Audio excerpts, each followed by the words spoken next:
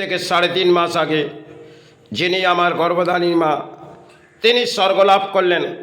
আর সেই দিনটি ছিল শনিবার এবং সকাল 10টার পরে একটি খবর হয়তো এলেন, কিন্তু আমাকে জীবনে লড়াইটা হয়তো সেই পথেই আসতে হবে। কারণ যখন খবরটা এলেন আমি দেখলাম যে আর হয়তো ফিরে আসবে না, কিন্তু শেষ পথ তার জীবনে। এবার আমার যে করণীয় কাজ হিসেবে, সন্তান হিসেবে আমাকে সেই দায়বদ্ধতা নিয়ে শেষ লড়াইটা চালিয়ে যেতে হবে। তাতে কিছু ঝড় বয়ে আসবে, কিন্তু সেটা আমাকে রোকার নির্দেশ দিতে হবে। সবাই ক্ষেত্রে হাতে অর্থও ছিল না। আর হঠাৎ সেই দিন জীবনে কাটলেন, তখন বডিটি হয়তো বসস্থানে নিয়ে আসা হলো এক জায়গা থেকে, বোনের বাড়ি থেকে। সেখান থেকে নিয়ে আসার পর তার ক্রিয়াকার্য কাজ হয়ে গেলেন এবং রাত যখন গড়িয়ে গেলেন আমি মায়ের পাশের ঘরে বিশ্রাম নিলাম এবং জপও চালালাম, যেটা আমার নিয়ম রীতিরেওয়াজ। সেটা আমাকে নির্ধারিতভাবে জপ ধ্যানের মাঝেই চালিয়ে যেতে হবে। কারণ মা যখন চলে গেছেন, তিনি হয়তো গর্ভধারী মা, তিনি আমাকে জন্ম দিয়েছে। এবার তার মৃত্যু যখন ঘটেছে সেটাকে রোকার আমার ক্ষমতা নেই। এবার আমার যে ধর্মের কাজ সেটাকে আমাকে সম্পূর্ণ করে যেতে হবে। আর তাতে হয়তো কর্মের মাঝ থেকে লড়াই আছে, সেটা আমাকে সম্পূর্ণ পথ এগিয়ে যেতে হবে। তো সময় ক্ষেত্রে হয়তো 12টা দিন আমি সেবাটি বন্ধ করেছিলাম মাকে নির্দেশ দিয়ে।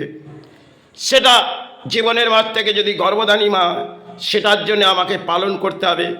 এবং সেই সময়টা আমি দেখলাম সে হয়তো আজ আমি আছি, সেটা থাকাকালে যদি চলে গেল, এতে তো বড় খুশি লাগলো। কারণ আমি যদি চলে গেলাম আর মাতৃ রইল, আজকের যা ঘরে ঘরে পরিস্থিতি, তাতে দেখবেন সন্তান থাকাকালে, সন্তান চলে যাওয়ার পর মা রয়ে গেলেন, তাতে কিন্তু মায়ের জীবনে দুর্ভোগ আসতে পারে, কিছু ঘরের ক্ষেত্রে হয়। আর সেটা আমার বসস্থানের ক্ষেত্রে হবেই। কারণ মায়ের 4টি সন্তান, একটি স্বর্গলাভ হয়েই গেছে এবং 3য় নম্বর আমি আছি। আজ আছি, হয়তো কাল আমাকে যেতেও হবে। কিন্তু ফেরার পালার আগে যদি মা চলে যায়, তাতে আমার দুঃখ নিয়ে কোনো লাভ নেই। আমাকে সেইভাবেই ক্রিয়াকার্যর কাজ গুছিয়ে নিতে হবে এবং ক্রিয়াকার্যর কাজ গুছানোর পর আমাকে সেবার ফের বসতে হবে। তাতে রাতের পর রাত অডিও চালিয়ে গেছি এবং সেবাটা হয়তো নির্দেশ দিয়ে বন্ধ করেছি, কিন্তু সেবার পাশের ঘরে রোজ আমি হয়তো সেই জায়গায় পড়ে থাকতাম, কখনোই কোনো দেখা পাইনি। সেটা মনের মধ্যে আসেও নেই যে রাত্রিরে দাহ করে এলাম, এসে বিশ্রাম হয়তো নিলাম না, রাতে ফের জবে বসলাম, শুভ সকাল হলে ফের কর্ম করলাম। এই তো জীবনযাত্রার লড়াই হলো। তাহলে এই লড়াই একদিন আমাকেও তো যেতে হবে। তাতে দুঃখ প্রকাশ করে কি লাভ? হয়তো সঞ্চয় করেছি, তাতে তো বিলীন করে যেতে হবে। তাতে মায়ের পেছনেও আর সন্তানদের জীবনের জন্য হোক, এটা তো ছেড়ে যেতে হবে। তাই ছেড়ে যাওয়ার আগে যদি মাতৃ থেকে থাকে, তো যদি পারাপার হয়ে যায়, তাকে পারাপার করে দাও। এতে দুঃখ নিয়ে কোনো লাভ নেই। হয়তো এটা কর্মজীবনে আমার দুর্ভোগ আছে, আর তার জীবনে হয়তো কিছু সুখভোগ ছিল, কিছু দুর্ভোগ এলো, সেটা নিয়ে আমি মানব না। কিন্তু কিছু জীবনের কাজ যদি ধর্মের গুছিয়ে থাকি, আর তিনি তো গর্ভধারী মা, তার জীবনের শেষ কার্যটি সম্পূর্ণ যদি করে থাকে সন্তান হয়ে, সেটা তো আমার দায়বদ্ধতা থাকবে।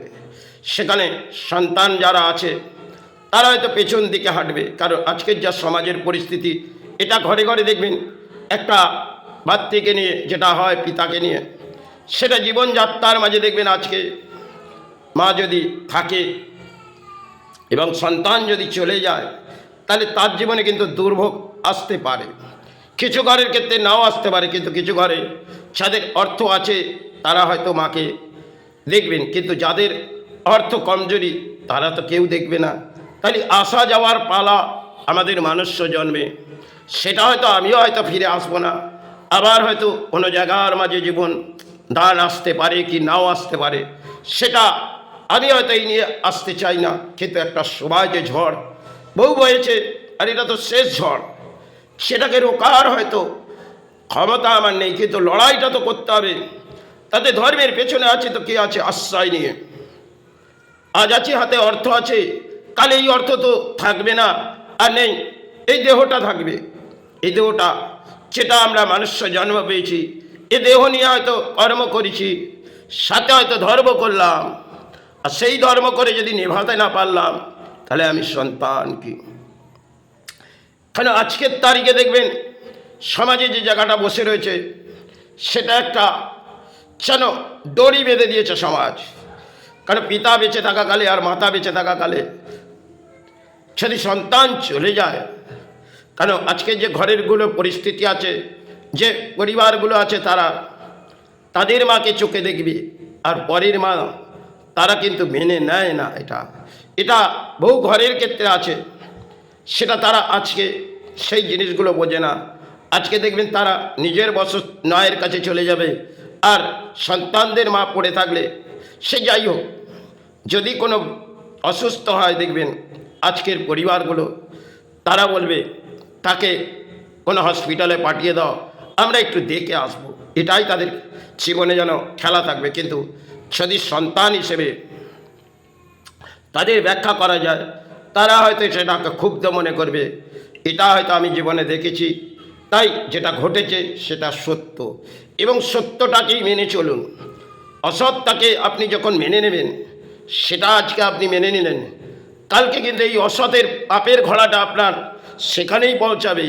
এখানে হয়তো আপনি সাহারা বুঝলেন, আর এই সাহারা যখন আপনার জীবন থেকে সরে যাবে, একদিন যেমন গাছের পাতা ঝরে যাবে, আপনিও তো ঝরবেন, আমিও ঝরব, সবাই ঝরবে। এই দুনিয়ায় কেউ থাকতে আসেনি, এসেছে কর্ম করতে, চাই ধর্ম করতে। সেটা তো জীবনের দানপত্র জীবন। আর এই দানপত্র জীবনে আসা যাওয়ার খেলার পেছনে আমার আমার বলে চিৎকার করে কি হবে? আজ আছি কাল যেতে হবে। এটাই হয়তো গভীর সমুদ্রের মাঝে মিশে যেতে হবে, হয়তো খাল লালাল ঝিল টপকালাম, চলে এলাম এক গভীর সমুদ্রের মাঝে, সেই জলেই ভেসে গেলাম, যেখানে সমুদ্রের জলে কোথায় দ্বীপান্তর তা তো কিছু পেলাম না। তাই এই দ্বীপান্তরের মাঝেই ডুবে যেতে হবে একদিন। দেখবেন খাল লালা সবই দেখলাম, এবার যেতে হবে সমুদ্রের মাঝে। তাহলে এই গভীর সমুদ্র দ্বীপান্তর তা তো আমরা কিছুই বুঝি না। হয়তো কিছু চিৎকার করলাম, কিছু ব্যাখ্যা দিলাম, একদিন সমস্ত কিছু ফেলে রেখে চলে যেতে হবে। এই তো হচ্ছে জীবনের পারাপার। সেখানে এত কিছু হয়তো আজ গড়লাম, কাল তো ফেলে রেখে যেতে হবে। তাই আসা যাওয়ার খেলার পেছনে একটা লড়াই থাকে। সে লড়াইয়ে কখনো সফল হই, কখনো বিফল। এই বিফল হয়েই তো যেতে হবে। এই হচ্ছে জীবন। মনুষ্য জন্মে হয়তো কর্ম আছে, সাথে ধর্ম আছে, সেটা নিভিয়ে যেতে হবে। পরিবার আছে, সন্তান আছে, একদিন তো যেতে হবে সেই শিশরণ, যেখানে বয়ে পড়ে থাকবো, আবার হয়তো ফিরে নাও আসতে পারি। এটাই কামনা করে সেবার শেষ পথেই আসছি। জয় গুরু, জয়।